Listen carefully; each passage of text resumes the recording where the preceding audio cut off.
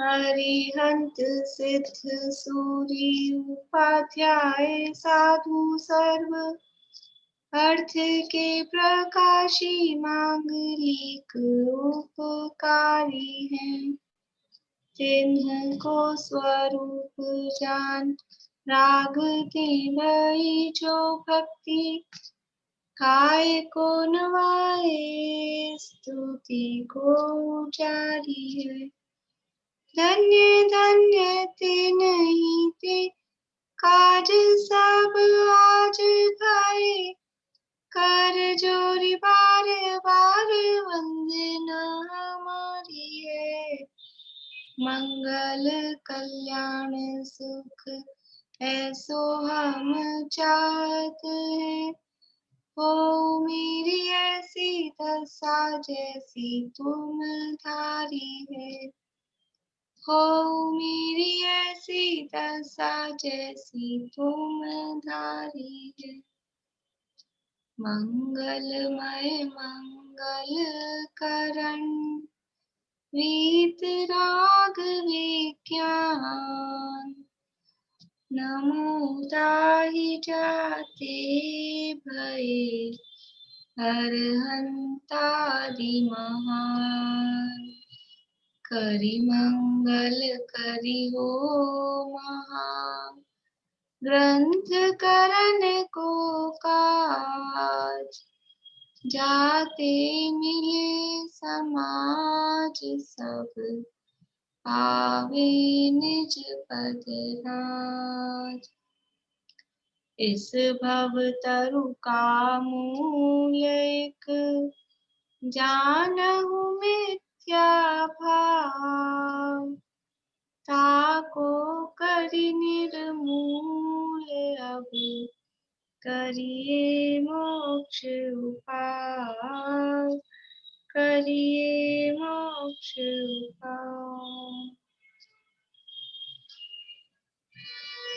मोक्षार्थ प्रकाशक में 7वां अधिकार 4 प्रकार के मिथ्या दृष्टियों का वर्णन करने वाला यह अधिकार है और इसमें से व्यवहाराभासी मिथ्या दृष्टि की चर्चा अपनी चल रही है। व्यवहाराभासी मिथ्या दृष्टि कितने प्रकार के होते हैं? व्यवहाराभासी मिथ्या दृष्टि कितने प्रकार के होते हैं? ममता भाभी।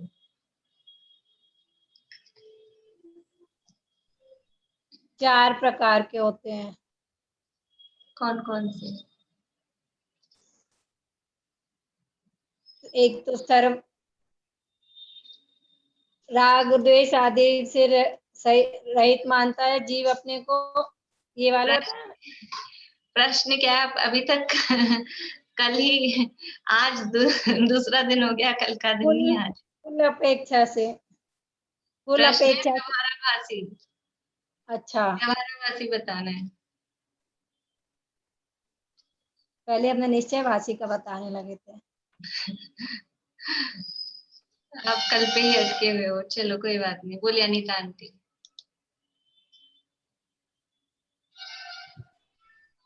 व्यवहारभाषी 4 प्रकार के होते हैं।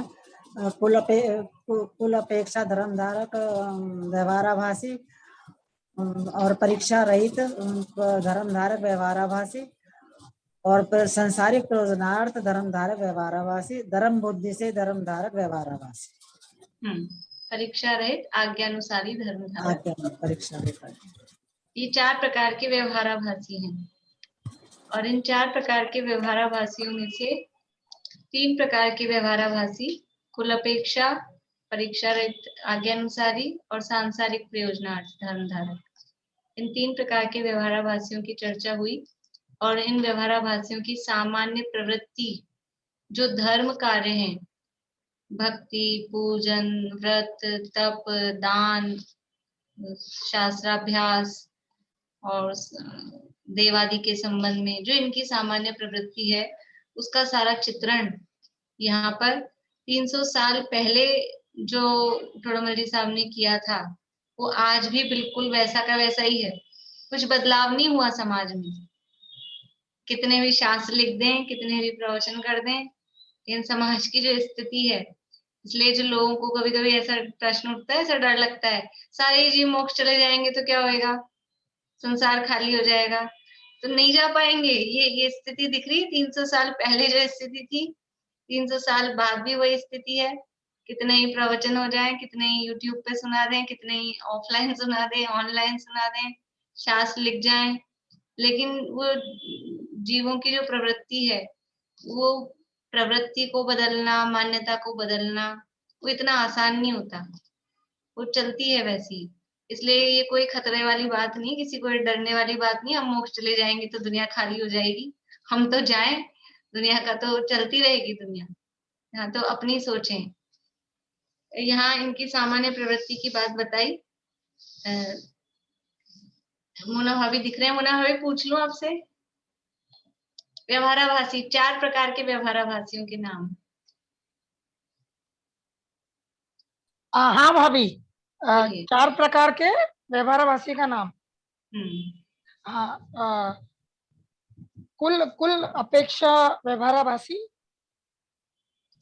दूसरे नंबर पे परीक्षा रहित धर्मधारक व्यवहाराभासी, और सांसारिक प्रयोजनार्थ धर्मधारक व्यवहाराभासी, धर्म बुद्धि से धर्मधारक व्यवहाराभासी। ठीक है, बढ़िया। कुल अपेक्षा धर्मधारक और परीक्षा रहित आज्ञानुसारी, परीक्षा रहित आज्ञानुसारी धर्मधारक। बढ़िया, बहुत बढ़िया। ये 4 प्रकार के व्यवहाराभासियों की चर्चा में अब अपनी चर्चा चलनी है धर्म बुद्धि से धर्मधारक व्यवहाराभासी। पेज नंबर 221, ऊपर से दूसरा पैराग्राफ। तथा कितने ही जीव ऐसे होते हैं जिनके कुछ तो कुलादि रूप बुद्धि है, कुछ धर्म बुद्धि भी है, इसलिए पूर्वोक्त प्रकार भी धर्म का साधन करते हैं, और कुछ आगे कहते हैं उस प्रकार से अपने परिणामों को भी सुधारते हैं, मिश्रपना पाया जाता है।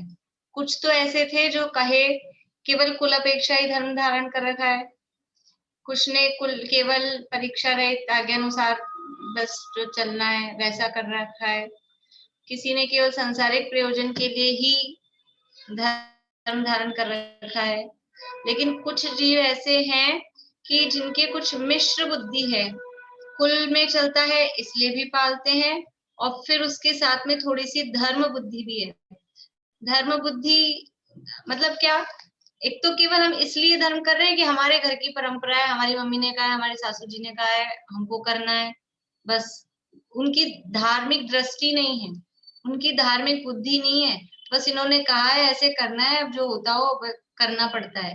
एक ये वो कुल अपेक्षा धर्म धारक। और एक ऐसा कि हमारे कुल की परंपरा भी है और उस कुल की परंपरा को धर्म बुद्धि से करते हैं, तो कुल वाली बुद्धि भी है और थोड़ी धार्मिक दृष्टि भी उसमें है। ऐसा तो ऐसा मिश्रपना भी पाया जाता है। तो कुछ जीव ऐसे भी होते हैं जिनके कुलादि रूप, यानी ये तो कुलादि एक शब्द का है, आदि में वो भी समझ लेना कि परीक्षा रहित आज्ञानुसारी का है, लेकिन धर्म बुद्धि भी है, सांसारिक प्रयोजन से भी कर रहे हैं लेकिन थोड़ी धर्म बुद्धि भी उसमें साथ में, ऐसे मिश्र रूप, मिक्स बुद्धियां हैं। बुद्धियां मतलब मिश्र मान्यताएं हैं।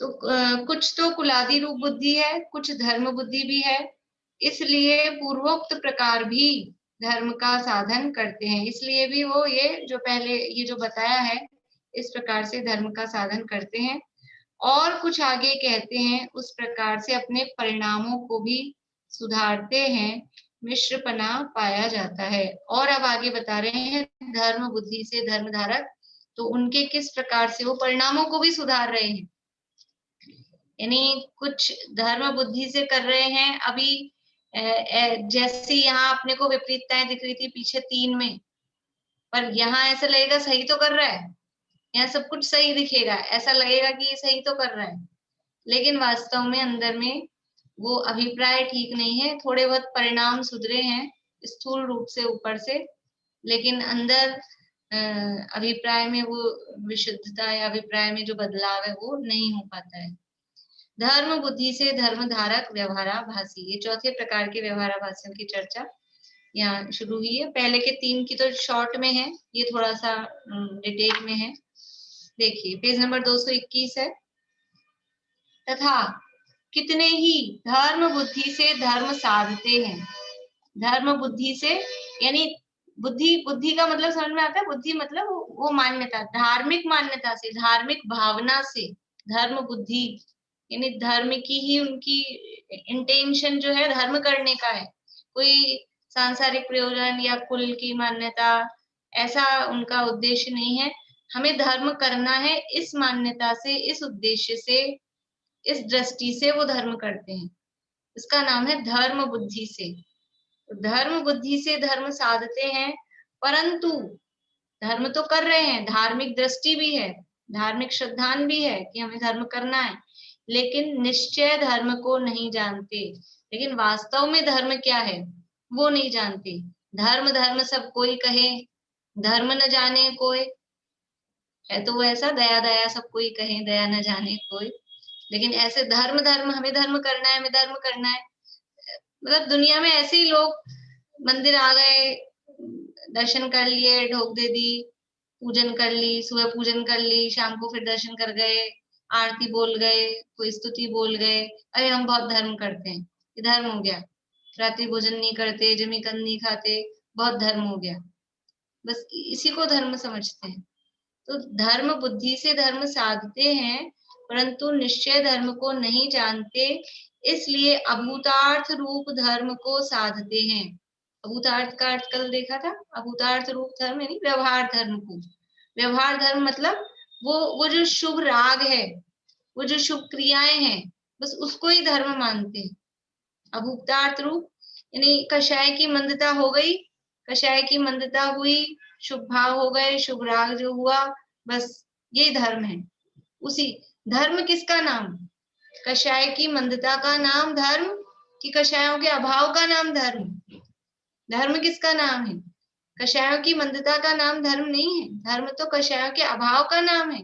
लेकिन कषायों की मंदता हुई, उसी को धर्म मान के बस वही करते हैं। शुभ राग शुभ आश्रव का नाम धर्म नहीं है, वो तो आश्रव है। धर्म तो संवर का कारण होता है, संवर रूप होता है। तो शुभ आश्रव को धर्म मान लेता है, शुभ राग को धर्म मान लेता है। राग भाव में धर्म मानना, बोलो आगे, फिल इन द ब्लैंक्स। राग भाव में धर्म मानना क्या है? बोलिए आप आंटी। जिनमत में मिथ्यात्व कहा। जिनमत में मिथ्यात्व कहा। राग भाव, थोड़ा हमने शुभ राग कर लिया, पूजन का, भक्ति का, दया का, दान का, ये धर्म हो गया, ये मिथ्यात्व है। तो निश्चय धर्म को नहीं जानते। जो अभूतार्थ रूप यानी व्यवहार जो धर्म है, व्यवहार से इन चीजों को धर्म कब कहा? कि जब वो निश्चय हुआ तब इनको साथ में व्यवहार से धर्म कहा। निश्चय हुआ ही नहीं है, अकेले इन्हीं को देखो, केले के छिलके को केला कब कहते हैं? केले पे जो छिलका लगा रहता है ना, पूरा केला अपन लेकर आए, तो उस छिलके को, अंदर जो केला है उसको सबको मिला के क्या बोलते हैं? केला ही बोलते हैं ना, जो हम बाजार से खरीद के लाते हैं। तो उसमें असली केला कौन सा होता है? असली केला तो जो व्हाइट है, जिसको खाते हैं, वो है। लेकिन वो जब असली केले के साथ में जब तक वो छिलका लगा हुआ रहता है, तब तक उस छिलके को भी हम ऐसा बोलते हैं, हम केला और केले का छिलका खरीद के लाए हैं, ऐसा बोलते हैं। हम आम और आम का छिलका खरीद के लाए हैं, गुठली भी खरीद के लाए हैं, ऐसा तो नहीं बोलते। हम पूरे को आम बोलते हैं, पूरे को केला बोलते हैं, पूरे को बोलते हैं। लेकिन वो अंदर से वो असली चीज निकल गई, वो जो खाने योग्य था व्हाइट वाला, वो हमने निकाल लिया। अब उसको केला बोलेंगे? ये केला रखा है, अब उसको जो डस्टबिन में डाल दिया है, गाय को खाने को दे दिया है, उसको क्या बोलेंगे? वो छिलका है। बिना निश्चय के, बिना अंदर जो वस्तु, मूल वस्तु है, उसके बिना वो छिलका है। छिलके को इज्जत कब मिलती है? छिलके को केला नाम कब मिला? कि जब वो असली केले के साथ में था, तब उसको इज्जत मिली। उसको भी हम उसी भाव खरीद के लाए हैं, जो भी भाव आता हो, समझ लो 25, 30, 50 रुपए जो भी है, तो वो हमने पूरे की दिए, वो छिलके क्यों भी उसी में इंक्लूड करके दिया है। ऐसा थोड़ा ना करते हैं कि ये छिलका तो हमारे काम आता नहीं है, ये तो बेकार है, तो तुम उसको कह दें सब्जी वाले को, फल वाले को कि छिलका तो हटा दो, हम छिलके के पैसे क्यों दे बिना बात तोल में। तो ऐसा नहीं, वो छिलका भी उसमें तुल के आता है। छिलके को इज्जत मिलती है कब, जब वो असली चीज के साथ होता है। तो ये जो बाहर की पूजा पाठ, व्रत, उपवास, दया, दान, इनको धर्म नाम मिलता है। कब मिलता है? कि जब असली वीतरागता रूप धर्म साथ में अंदर होता है, तब इनको धर्म नाम मिलता है, तब इनको इज्जत मिलती है। असली धर्म है ही नहीं, और अकेला पूजा पाठ, व्रत, उपवास, दया, दान ये है, तो ये छिलके हैं, वो वास्तव में धर्म नहीं है, वो अभूतार्थ है, इसीलिए वो मिथ्या दृष्टि है। तो कितने ही धर्म बुद्धि से धर्म साधते हैं, परंतु निश्चय धर्म को नहीं जानते, इसलिए अभूतार्थ रूप धर्म को साधते हैं। वहां व्यवहार, सम्यक दर्शन, ज्ञान, चारित्र को मोक्ष मार्ग जानकर उसका साधन करते हैं। निश्चय धर्म को नहीं जानते, जैसे ऐसा उदाहरण आता है, बंदर का आता है। बंदर जंगल में कहीं कुछ लोगों ने कैंप फायर किया, रात में रुके तो आग जलाई, तो बंदर ने देखा कि इन्होंने कुछ रगड़ा था, और कुछ रगड़ा था तो उसमें वो चमक चमक निकल गई थी, और उससे वो चमकीली चीज आग आ गई थी। तो उसने ये देख लिया था कि इन्होंने कुछ रगड़ा था, और रगड़ के उससे वो चमक आ गई थी। फिर क्या हुआ, वो लोग तो चले गए। बाद में बंदर ने क्या किया, वो जुगनुओं को रगड़ने लगा। वो चमकीली चीज कुछ रगड़ी थी ना, तो वो चमक आई थी। तो असली चीज को नहीं जानता है। जैसे कि किसी ने ये समझा, कुछ कूट रहे थे गांव में, कुछ औरतें कुछ कूट रही थी, और कूट रही थी तो छिलके छिलके से दिख रहे थे, और वो छिलके कूटने से चावल निकल निकल के आ रहे थे। छिलके कूट रही थी तो उनमें से चावल निकल के आ रहे थे, गेहूं समझ लो, कुछ भी समझ लो, ऊपर का छिलका उतारने के लिए। तो उसने क्या किया, कहीं से बहुत सारे छिलके इकट्ठे किए, और छिलके इकट्ठे करके उसको कूटने लगे। तो वो गेहूं, चावल, धान, अनाज निकलेगा क्या उसमें से? नहीं निकलेगा। कैसे निकलेगा? तो ऐसे ही जो मिथ्यादृष्टि जीव है, ये व्यवहाराभासी, उसने देखा ये पूजा पाठ, व्रत, उपवास ये करने से धर्म हो रहा है, ये कर रहे हैं। जो सम्यक दृष्टि जीव है वो भी ये करते हैं, तो ये करना यानी धर्म है, और ऐसा करके बस ये करने लगा बाहर से। लेकिन उसके अंदर असली जो अनाज था, जो धान था, वो भी तो होना चाहिए। असली वितरागता रूप धान, अनाज वो था ही नहीं, और अकेला पूजा पाठ, व्रत, उपवास ये भूसा कूटना है, इससे कुछ फल मिलने वाला नहीं है। तो निश्चय धर्म को नहीं जानते, इसलिए अभूतार्थ रूप धर्म को साधते हैं। वहां व्यवहार, सम्यक दर्शन, ज्ञान, चारित्र को मोक्ष मार्ग जानकर उनका साधन करते हैं। व्यवहार, सम्यक दर्शन, ज्ञान, चारित्र को मोक्ष मार्ग जानकर। अभी व्यवहार, सम्यक दर्शन, ज्ञान, चारित्र क्या है? निश्चय, सम्यक दर्शन, ज्ञान, चारित्र क्या है? 6 डाला के हिसाब से बता दीजिए। निश्चय, सम्यक दर्शन, ज्ञान, चारित्र क्या है? ज्योति जी नहीं? दीदी व्यवहार से तो जो चलिए कोई बात नहीं, बोले विनीता जी। ढाला पर द्रव्य ते भिन्न आप में सम्यक भला है, आप रो को जान पनो सो सम्यक ज्ञान कला है, आप रूप में लीन रहे सम्यक चारित सोई, अब व्यवहार सुनिए ये तुनियत को। अब ये भी बोल दिया, अगले वाला भी नहीं, बस 3 ही लाइनें सुननी थी। क्या है निश्चय, सम्यक दर्शन क्या है? 6 डाला तो मैंने वैसे कह दिया था, इजी, यानी मुझे लगा वो इजी है इसलिए। पर द्रव्यंते भिन्न आप में रुचि, वो सम्यक है, वो निश्चय सम्यक दर्शन है। पर पदार्थों से भिन्न अपनी आत्मा की रुचि, और आप रूप को जान पनो सो सम्यक ज्ञान कला है, वो सम्यक ज्ञान है। और आप रूप में लीन रहे फिर सम्यक चारित सोई, ये सम्यक चारित है। ये है निश्चय, सम्यक दर्शन, ज्ञान, चारित्र क्या है? अपनी आत्मा की रुचि यानी आत्मा का श्रद्धान, आत्मा का ज्ञान और आत्मा में ही लीनता, वो निश्चय सम्यक दर्शन ज्ञान चारित्र है। ये निश्चय रत्नेत्र है। और व्यवहार सम्यक दर्शन ज्ञान चारित्र क्या है? वो अगली लाइन में कहा, अव्यवहार मोक्ष मग सुनिए हेतु नियत को होई। तो व्यवहार मोक्ष मार्ग क्या है कि जीव अजीव तत्वरु आश्रव बंदरु संवर जानो, निर्जर मोक्ष कहे जिन तिनको ज्यों का त्यों सरधानो, है सोई समकित व्यवहारी अब इन रूप बखानो। व्यवहार सम्यक दर्शन क्या है? जीव अजीव आश्रव बंध संवर निर्जर मोक्ष, ये जो 7 तत्व हैं, इनका स्वरूप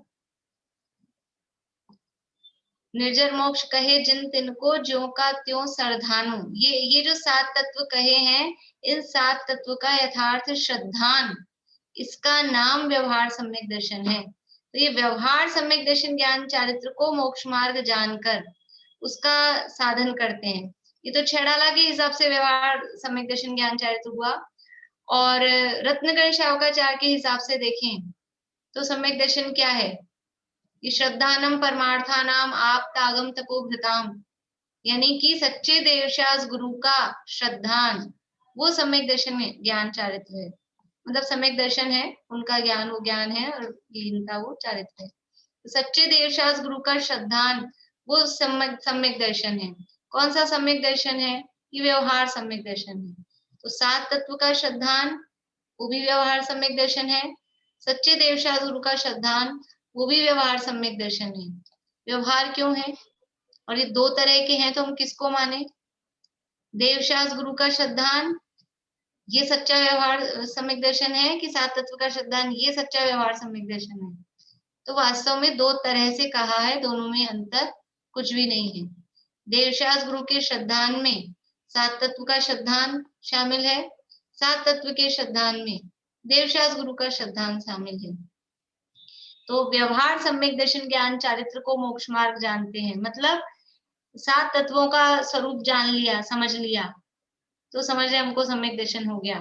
या सच्चे देवशास गुरु को मानते पूजते हैं तो समझ लिया कि हमको सम्यक दर्शन हो गया, उसको मोक्ष मार्ग मानते हैं।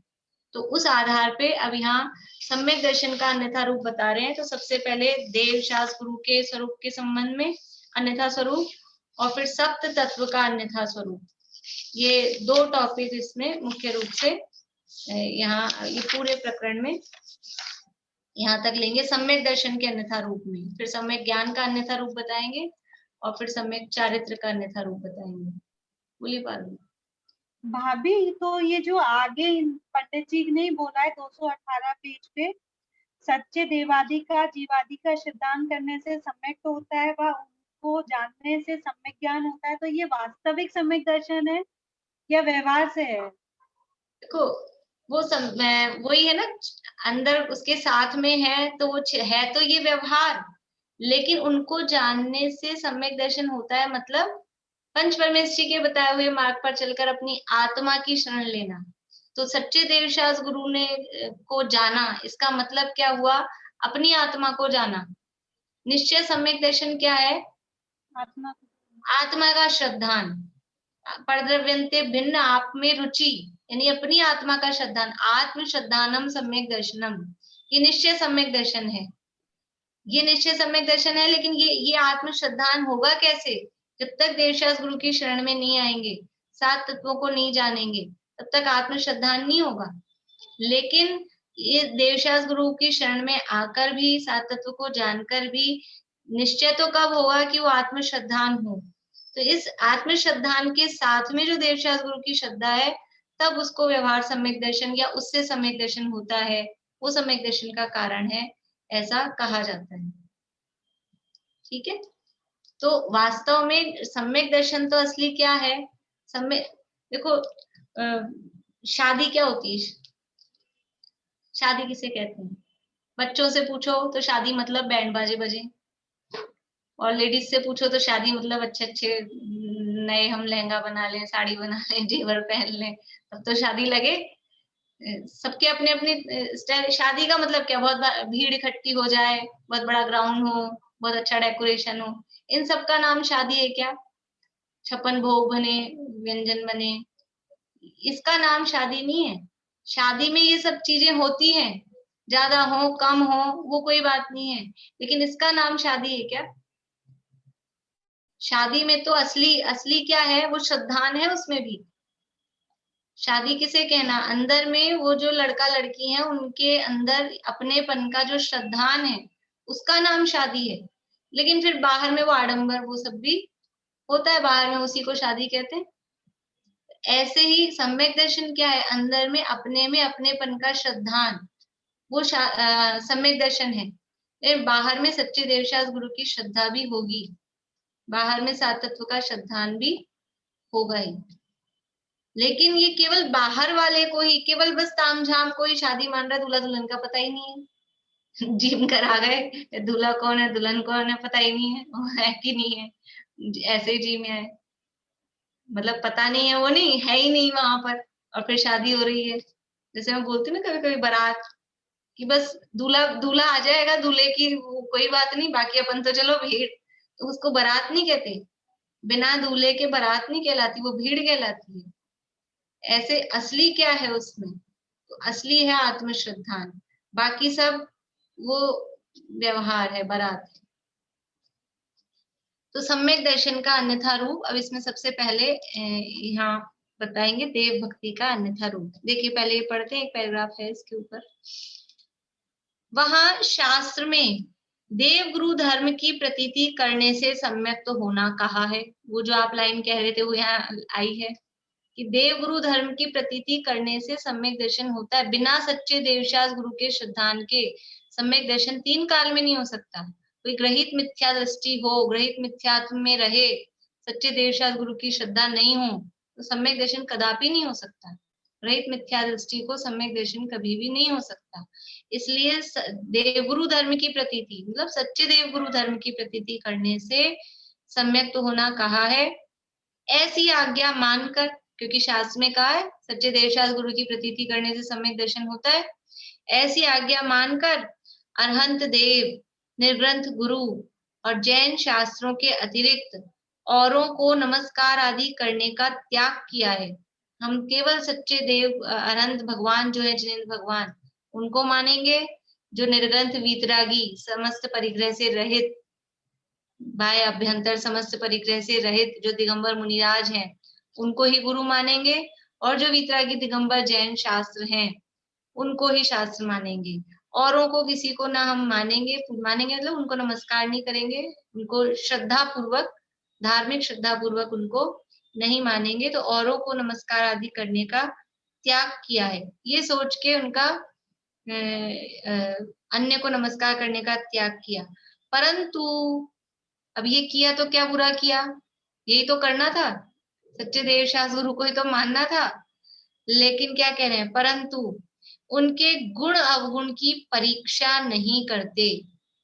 आज्ञा मानी, कौन सी आज्ञा मानी कि शास्त्र में आज्ञा दी है सच्चे देवगुरु धर्म की प्रतीति होने से सम्यक तो होता है, ये आज्ञा मान ली तो बस हम सच्चे देवगुरु धर्म को मानेंगे और किसी को भी मानेंगे पूजेंगे नहीं। तो केवल आज्ञा मान ली, लेकिन उनकी परीक्षा नहीं की, उनके गुण अवगुण की परीक्षा नहीं की कि वास्तव में ये ही सच्चे क्यों हैं, दूसरे सच्चे क्यों नहीं है, ऐसा निर्णय नहीं किया। परीक्षा मतलब परीक्षा पूर्वक निर्णय होता है, परीक्षा नहीं की तो वो निर्णय भी पक्का नहीं होता है। अथवा परीक्षा भी करते हैं तो तत्व ज्ञान पूर्वक सच्ची परीक्षा नहीं करते, बाह्य लक्षणों द्वारा परीक्षा करते हैं। ऐसी प्रतीति से सुदेव गुरु शास्त्रों की भक्ति में प्रवर्तते हैं। उनके जो वास्तविक गुण, अरहंत भगवान, अरहंत किसे कहना, अरहंत किसे कहते हैं, अरहंत भगवान का स्वरूप बताए। अरहंत कहते ही हमारे दिमाग में क्या बनता है, अरहंत बोलते ही कौन सी पिक्चर बनती है, बोले बेला भाभी, क्या आता है दिमाग में? समोसरण होता है और उनकी दिव्य ध्वनि होती है, उनका रूप भी होता है सामने, ये सब होता है। बढ़िया। और पारुल आपको क्या आता है? जिन्होंने 4 घातिया कर्मों का नाश किया है। बढ़िया, शांत मुद्रा में बैठे। सही बताना है, सच कि हम भगवान का बोलते ही हमको कौन सी वो जो बालबोध पाठमाला में फोटो बनी है वो ख्याल में आती है कि नहीं? मंदिर में जो भगवान है वो ठीक है, नहीं तो हमारी जो पाठमाला में जो फोटो बनी है ये क्या ख्याल में आता है? समाव शरण के अंदर क्या है, स्वर्ण कमल पर आसन, ऐसा है ना वो भजन में आता है। समाव शरण में बैठे हैं, कमल से 4 अंगुल ऊपर बैठे हैं, दोनों तरफ चंवर हैं, ऊपर 3 छत्र हैं, ये तो ख्याल में आता है उनकी दिव्य ध्वनि हो रही। सबसे पहले अरहंत बोलते ही हमारे माइंड में यदि हम कहें अरहंत भगवान का ध्यान करो तो यही तो आता है दिमाग में। ये बाह्य लक्षण है, छत्र है, चंवर, छत्र चंवर भामंडल भारी, ये तो प्रातिहार्य मनहारी, ये जो सब चीजें दिखती हैं ये क्या है? ये बाहरी है। अंतरंग तो ये है अनंत चतुष्टय। वो तो अभी हम थोड़े समझ लो, अच्छी बात है, धन्यवाद के पात्र हैं, ये ख्याल में आता है तो। नहीं तो सबसे पहले अरहंत भगवान शब्द बोलते ही हमको वही ख्याल में आता है, वही पिक्चर ख्याल में आती है। तो जो परीक्षा करते हैं तो तत्व ज्ञान पूर्वक सच्ची परीक्षा नहीं करते, बाह्य लक्षणों द्वारा परीक्षा करते हैं। ऐसी प्रतीति से सुदेव गुरु शास्त्रों की भक्ति में प्रवर्तते हैं। ये जो कर रहे हैं, सच्चे देवशास्त्र गुरु की श्रद्धा होने पर भी सच्चे देवशास्त्र गुरु के अलावा अन्य को नहीं मान रहे, पूज रहे, फिर भी वो देव का सच्चा स्वरूप नहीं जान रहे, फिर भी देव भक्ति का अन्यथा रूप। अब ये नहीं कह रहे कुदेव का स्वरूप या कुदेव की मान्यता, ये कह रहे देव भक्ति, सच्चे देव की भक्ति कर रहे हैं, लेकिन उनका अन्यथा रूप, उसमें क्या विपरीतता है? सच्चे देव की भक्ति करते हुए भी क्या विपरीतता है, देखिए। हाँ बोलिए पार्वती। भाभी, जैसे हमको बचपन में यही कराया है, अरिहंत भगवान के 4 गुणों का नाश होता है, संत भगवान के 8 कर्मों का नाश हो जाता है। समूह शरण की रचना तो अभी पढ़ी तो वो पता पड़ी तो दिमाग में वही आता है। ये तो फिर परीक्षा तो हुई नहीं इसमें, तो मतलब वो तो कुल बुद्धि हुई ना, जो अम्मा ने सिखाया वो सीख लिया बस। और जैसे इसमें भी लिखा है कि अरिहंत मतलब अब अरिहंत भगवानों का अपने को पता है ये वीतरागी, अब उनकी क्या परीक्षा करेंगे? शास्त्रों की क्या परीक्षा करेंगे अपन?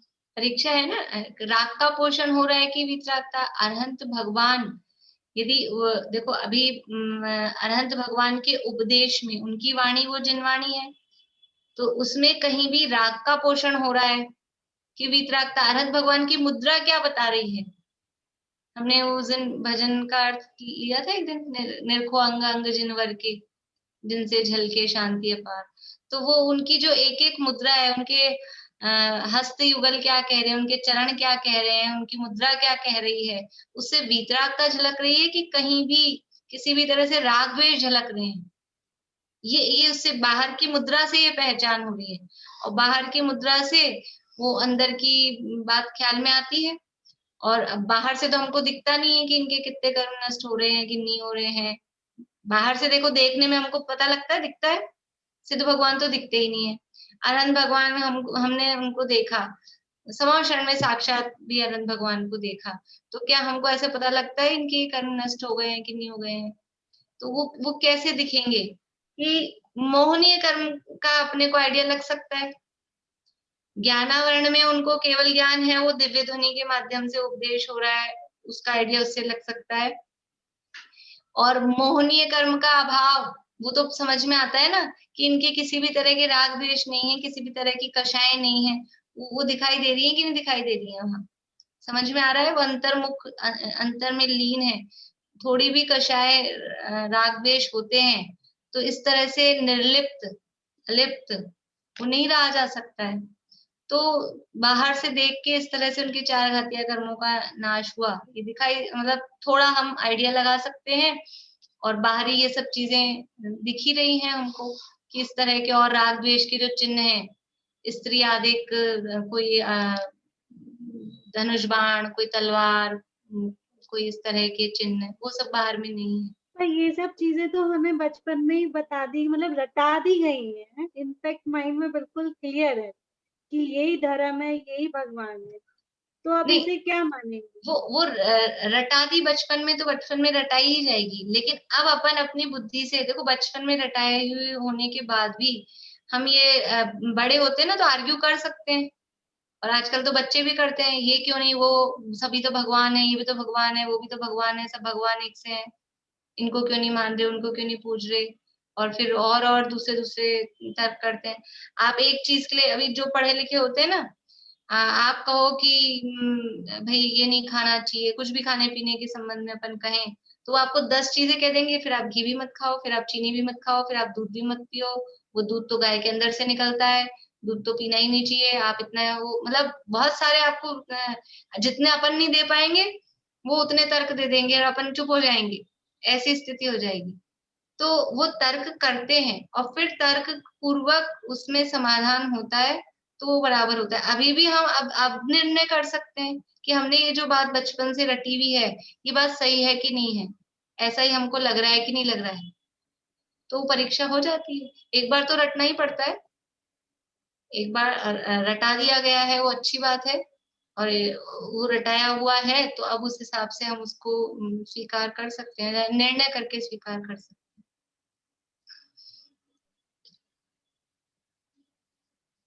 देखिए,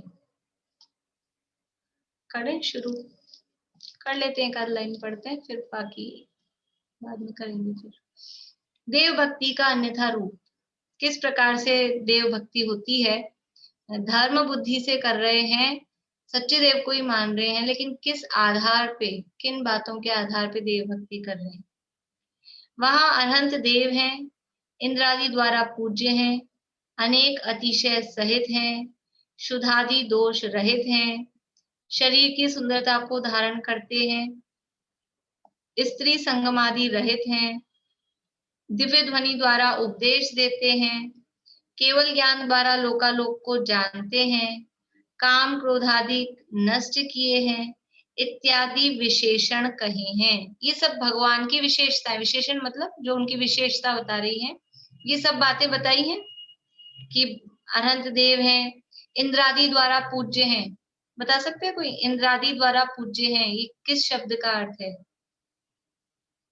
हमने जब अरहंत शब्द के अर्थ पढ़े थे, बोले रेखा जी दिल्ली। ये 100 इंद्रों द्वारा पूजे जाते हैं। नहीं, मैं वो पूछ रही हूँ, अरहंत, अरिहंत, अरुहंत, ये शब्द बताए थे आप लोगों को, उसमें से किस शब्द का अर्थ है, बोले निशान का। अरहंत।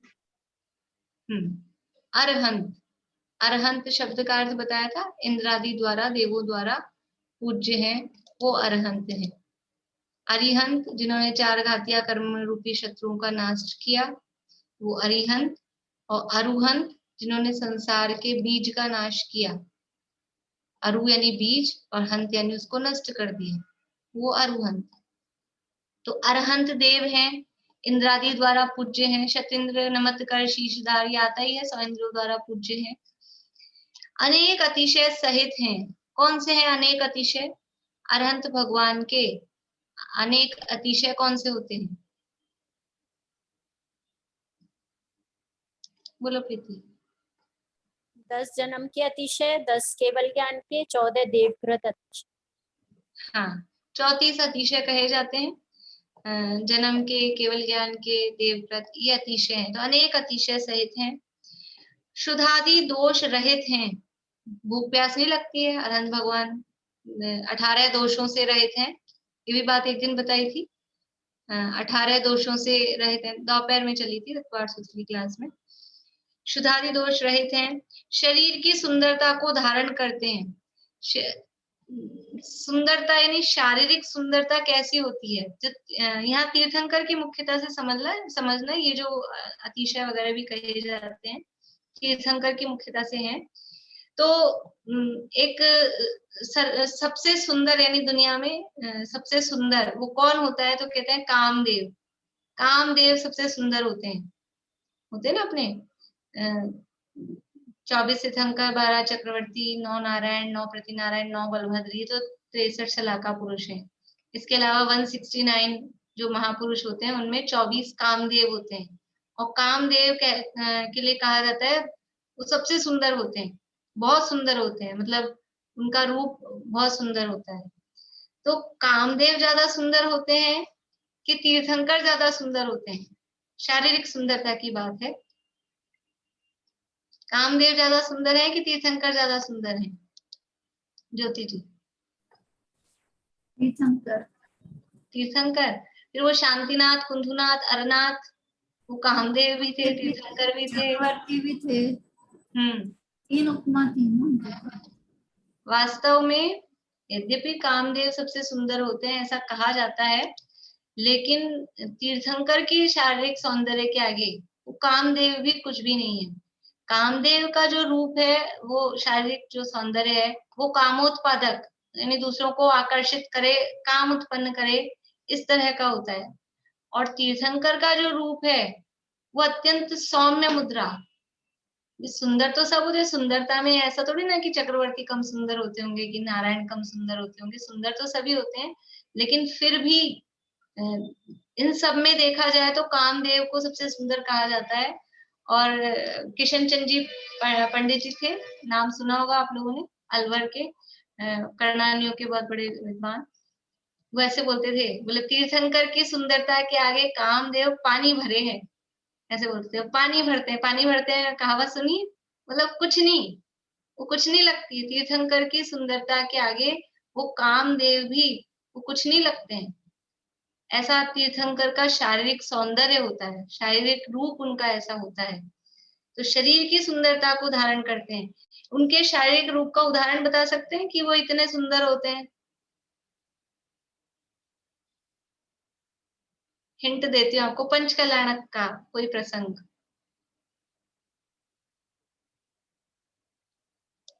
बोलिए निशा आंटी, इन्होंने बजट दबा दिया। इंद्रदेव भी 1008 नेत्र करके उनको देखते हैं। बहुत बढ़िया।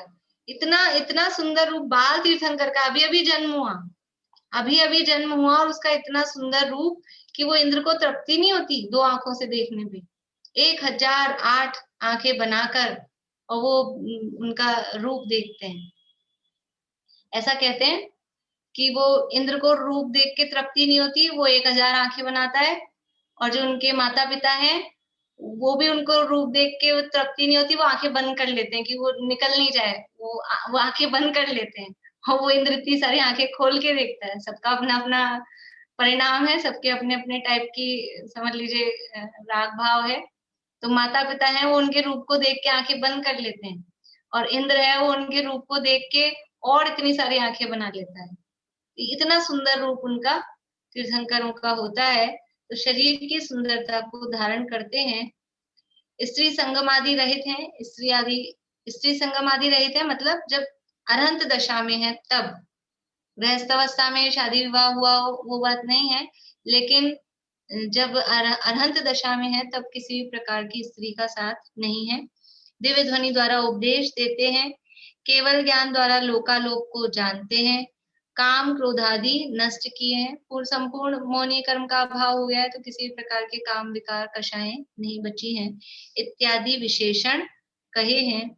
ये सारे उनके विशेषण कहे हैं। एक बार ये आगे की लाइन पढ़ लेती हूँ, नहीं तो अधूरा सा रहेगा, फिर बाकी चर्चा अपन मंडे को करेंगे। फिर वहां इनमें से कितने ही विशेषण पुद्गलाश्रित हैं और कितने ही जीवाश्रित हैं, उनको भिन्न भिन्न नहीं पहचानते। ये सब तो विशेषण कहे हैं, लेकिन कौन से पुद्गल शरीर के आश्रित हैं, कौन से जीव के आश्रित हैं, ऐसा उनको भिन्न भिन्न नहीं पहचानते। जिस प्रकार कोई असमान जातीय मनुष्य आदि पर्यायों में जीव पुद्गल के विशेषणों को भिन्न न जानकर मिथ्या दृष्टि धारण करता है, उसी प्रकार यह भी असमान जातीय अरहंत पर्याय में जीव पुद्गल के विशेषणों को भिन्न न जानकर मिथ्या दृष्टि धारण करता है। इस प्रकार सच्चे देव को मान कर भी, उनको पूज कर भी मिथ्या दृष्टि किस प्रकार बना रहता है कि वो उनका जो भक्ति करता है वो भक्ति का उसका स्वरूप वो विपरीत होता है। और इसकी विशेष चर्चा आगे करेंगे अपन मंडे को। अभी यहीं पूरा बोलिए भारती आप। ये लाइंस आप कल फिर से लेंगी ना, समझ में नहीं आई मेरे को बाद वाली।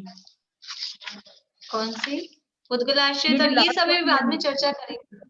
हाँ वो मैंने हाँ कहा वो मुझे सारी समझ पूरी नहीं आई। पूरा पैरा वापस से लेंगे अपन।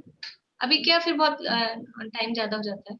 वो आपका बोलिए। गाय के दूध है ना, तो मेरे को भी पहले किसी से डिस्कस हुआ था कि हमें क्यों नहीं पीना चाहिए, क्यों पीना चाहिए, मतलब ये मैं तो कहती थी हमारे तीर्थंकरी भी पीते हैं तो हम पीते हैं, तो पर किसी ने ये मुझे कहा था कि आप तो गाय का दूध भी तो पीते हो, वो भी तो अंदर वो जो बात हुई कुछ है लोग वो इधर चलता है फॉरेन कंट्रीज में वीगन ऐसा कुछ बोलते हैं, वो लोग दूध वूध भी नहीं पीते हैं ऐसा। मतलब वो नहीं कहते हैं वो क्योंकि उसके अंदर से आ रहा है नहीं इसलिए। नहीं, अभी जो मॉडर्न डेयरीज है ना, उसमें इंजेक्शन लगा के और बहुत क्रूरता से दूध निकाला जाता है। हाँ वो बछड़े को तो देते ही नहीं है, और बहुत मतलब एक्चुअली में वो अभी वो भी अगर आप चीजें डेयरी जो में बड़े बड़े जो डेयरी फार्म और ये इस तरह के चलते हैं ना, वो मशीनों से दूध निकालते हैं। वो गाय उनमें को बहुत कष्ट बहुत क्रूरता होता होती है, है। इसलिए वो लोग त्याग करते हैं। अदरवाइज दूध अभक्ष्य नहीं है। मर्यादा यानी दूध निकाल के उसको मर्यादा के अंदर छान के और गर्म कर लिया जाए तो वैसे अभक्ष्य नहीं होता है। लेकिन अब वो आजकल तो सब चीजें प्रोसेस ही सब गलत हो गए हैं ना। तो हम जो अपन छोटे मोटे ऐसे ग्वाले दूध वालों से जो लेते हैं, जो जिनकी अपने को मालूम है कि बड़ा लमसम काम नहीं है, मशीनों से नहीं होता है, तो वो फिर उस रूप में अभक्ष्य नहीं होता है। मेरा बोलिए।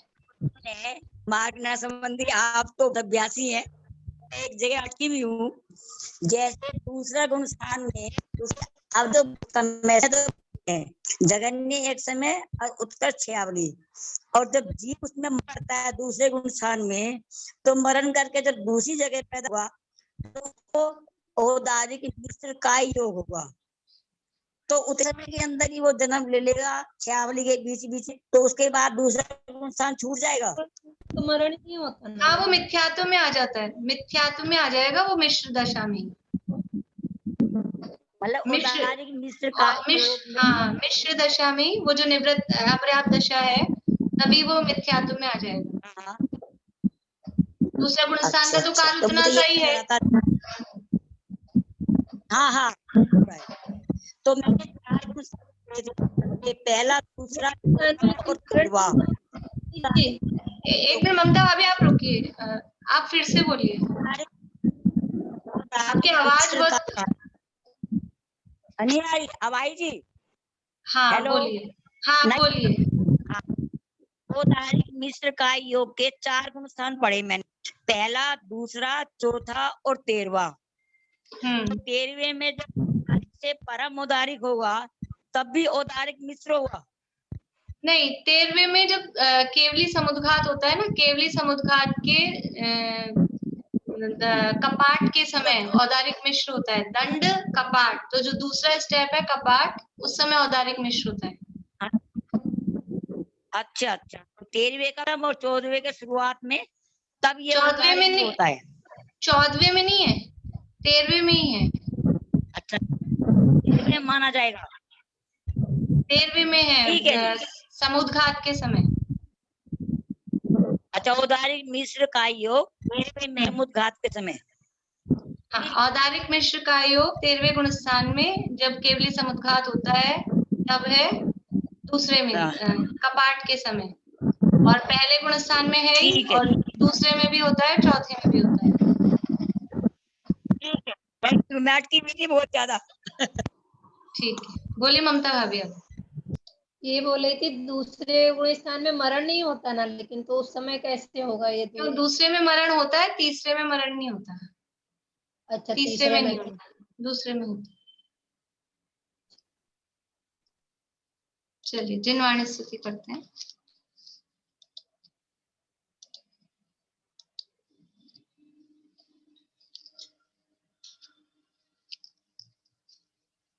हे चक्रधर जगजीत कर षट खंड को निज वश किया, पर आत्मा निज नित्य एक अखंड तुम अपना लिया।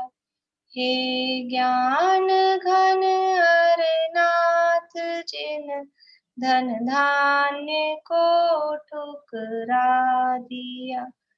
विज्ञान घन आनंद घन निज आत्मा को पा लिया।